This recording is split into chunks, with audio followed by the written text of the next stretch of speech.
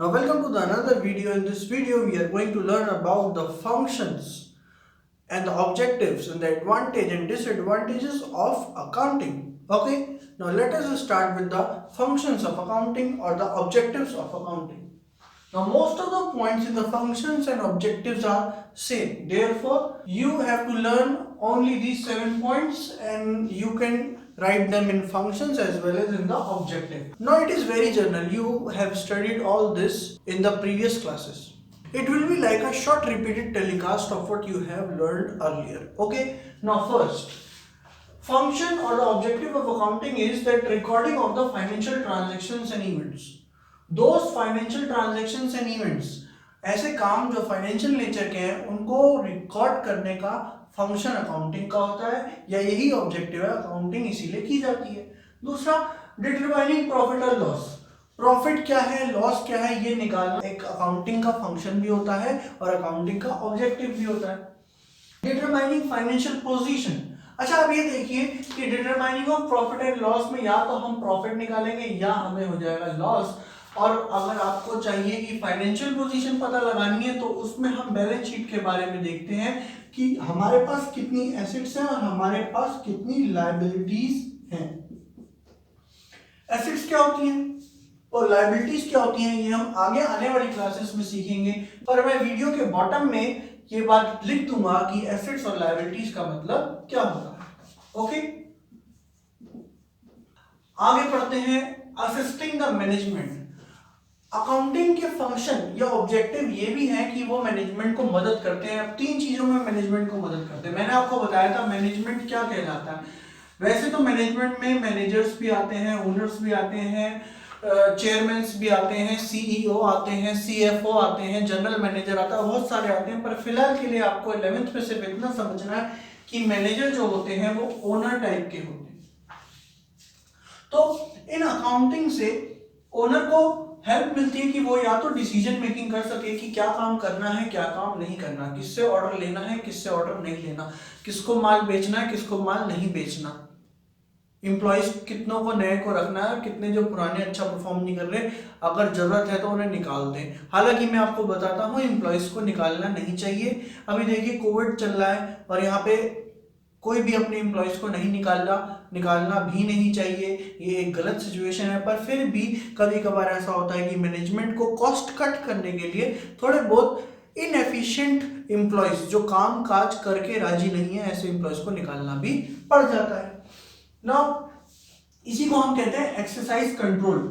गलत चीजों पे कंट्रोल करने के लिए मैनेजमेंट को मदद मिलती है। कहां से मदद मिलती है? फाइनेंशियल अकाउंट्स देख के वो देख लेते हैं कि हाँ भाई पिछले साल कितनी सैलरी दी गई और प्रॉफिट कितना था, इस साल कितनी सैलरी दी गई और प्रॉफिट कितना था। तो मान लीजिए इस साल सैलरी ज्यादा दी गई और प्रॉफिट कम है तो फिर मालिक को ये लगेगा ना कि भाई सैलरी क्यों ज्यादा दी गई, ज्यादा लोग रखे हैं तो उनमें से जो किसी मतलब के नहीं है जिनका कोई काम नहीं उन्हें को निकाल दिया जाए। तो उससे क्या होती है? कॉस्ट कट होती है।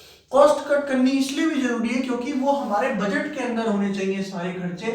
अब हम लोग बजट इसीलिए बनाते हैं कि हमारी कितनी खर्च करने की क्षमताएं हैं। ओके, बजट हमारी खर्च करने की क्षमताओं को बताता है कि what is our maximum limit of expanding.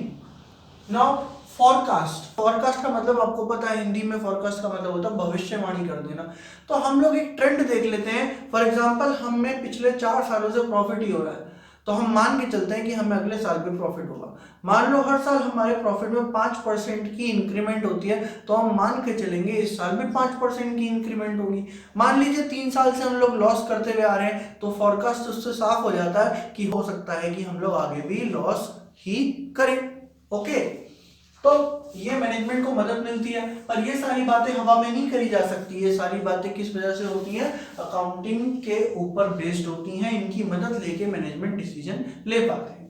अगला है communicating accounting information to the user. अब मैंने आपको बता रखा है यूजर 2 होते हैं, इंटरनल यूजर्स जो बिजनेस के अंदर के हैं और एक्सटर्नल यूजर्स। ठीक है, इनके बारे में डिटेल में हम लोग आगे वाली वीडियो में पढ़ेंगे।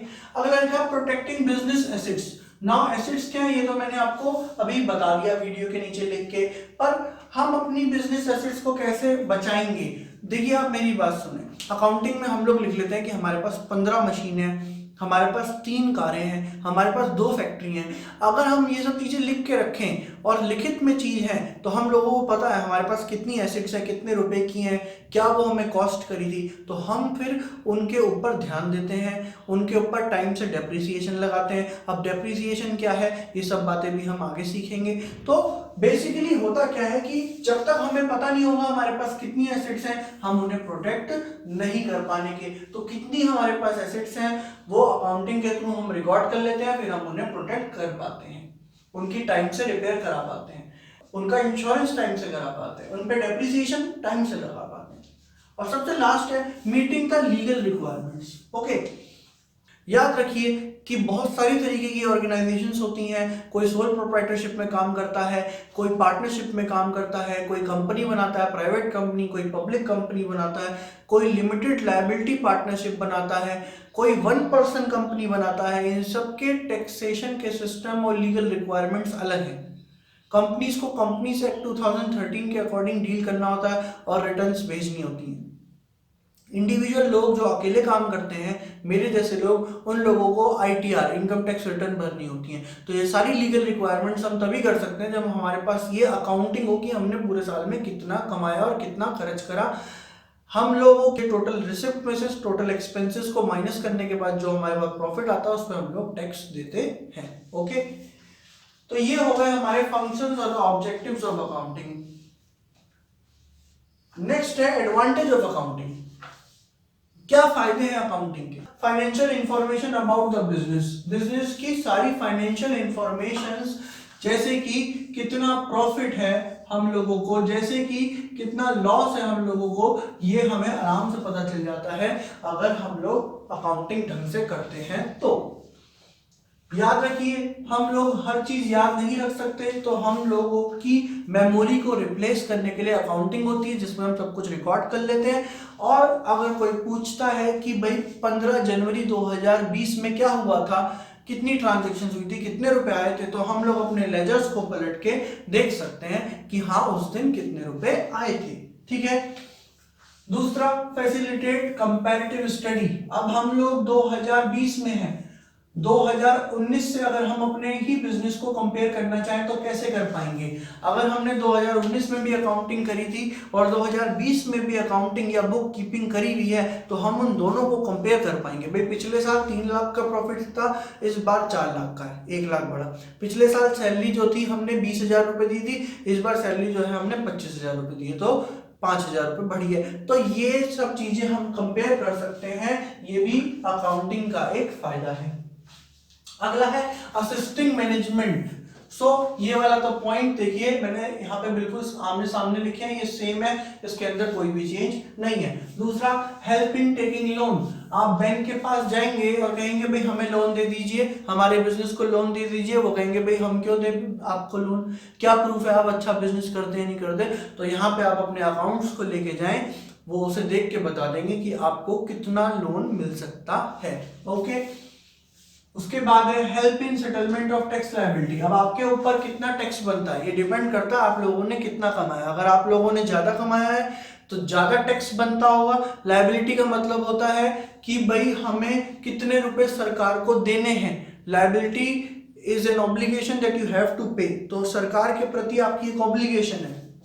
अब वो कितनी है वो निकालने में मदद हमें कौन करता है? अकाउंटिंग। और सबसे last, evidence in court of law.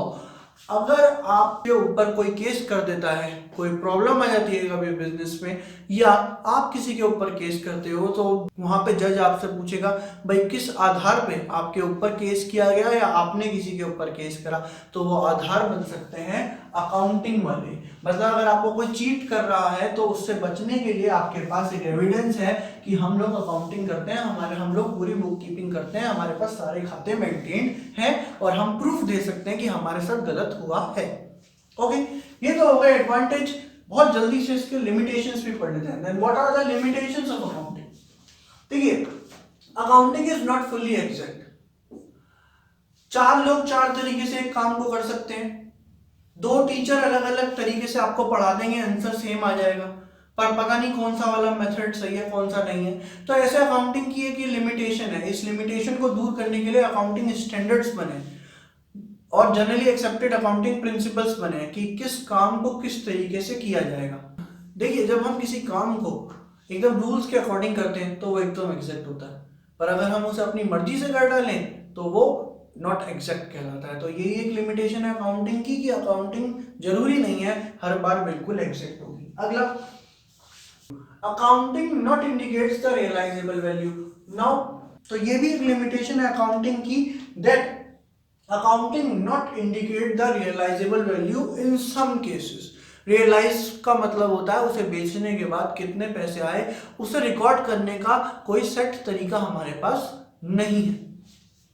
देखिए, कुछ एसेट्स ऐसी होती हैं जिन्हें बार बार बेचने के लिए ही हम लोग खरीदते हैं, जो हमारे मेन गुड्स होते हैं जिनमें हम डील करते हैं। फॉर एग्जांपल, मेरा फर्नीचर का काम है तो मैं फर्नीचर खरीदूंगा और उसे बना के या आगे थोड़ा सा सही करके या उसमें इंप्रूवमेंट्स करके या एज इट इज मैं आगे बेच दूंगा।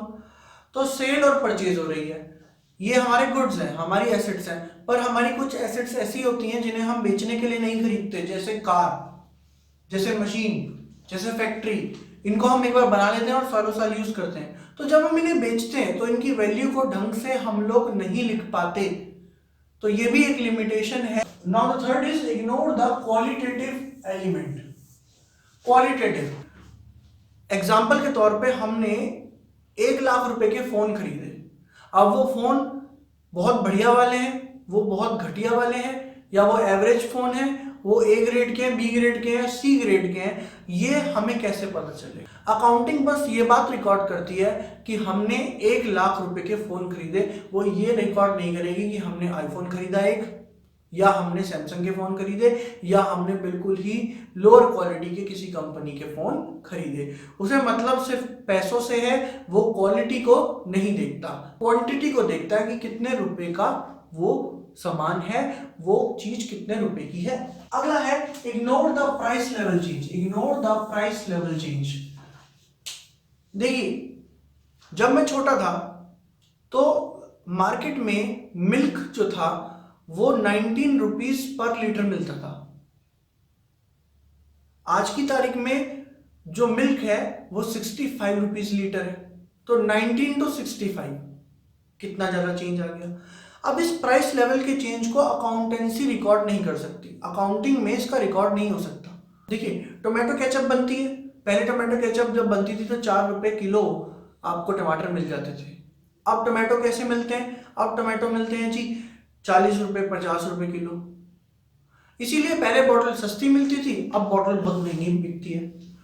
पर अकाउंटेंसी ये नहीं देखता कि पहले चीजें सस्ती थी तो अब चीजें महंगी हैं। तो अकाउंटेंसी तो सिंपल कहता है जी कि भाई 1990s में जो बॉटल 20 रुपीज की मिलती थी, आज वो जो है वो 120 रुपीज की मिलती है 2020 में। ठीक है ना? वो ये नहीं देख रहा कि ये महंगाई की वजह से है, ये प्राइस लेवल के चेंज की वजह से। अकाउंटिंग इस चीज को नहीं देखता, तो ये भी एक लिमिटेशन है अकाउंटिंग की। एंड सबसे लास्ट में लीड टू विंडो ड्रेसिंग। इसको मैं 3 मार्कर में देता हूं अपने स्कूल में हमेशा, और ये बहुत इंपॉर्टेंट है, हर लेवल पे पूछ लिया जाता है, बीकॉम लेवल पे, एमकॉम लेवल पे भी पूछा जाता है। विंडो ड्रेसिंग में, देखिए में लिखा हुआ है, में का मतलब हो भी सकता है, नहीं भी हो सकता। में leads to window dressing. Accounting की एक लिमिटेशन है कि आप अपने अनुसार खातों में खेल बदल करके you can manipulate the accounts according to your need to defraud the investors, to defraud the owner।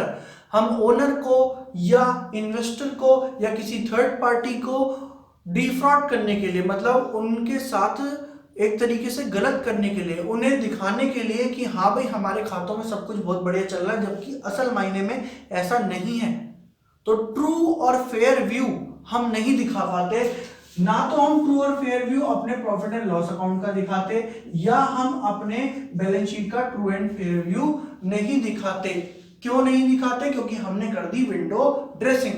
अब आपको पता है कि प्रॉफिट एंड लॉस अकाउंट को प्रॉफिट एंड लॉस स्टेटमेंट कहते हैं और बैलेंस शीट को कहते हैं position, financial position of the business. इसके अंदर या तो हमें प्रॉफिट एंड लॉस का पता चलता है, इसके अंदर हमें पता चलता है कितनी हमारी एसेट्स है और कितनी लायबिलिटीज है।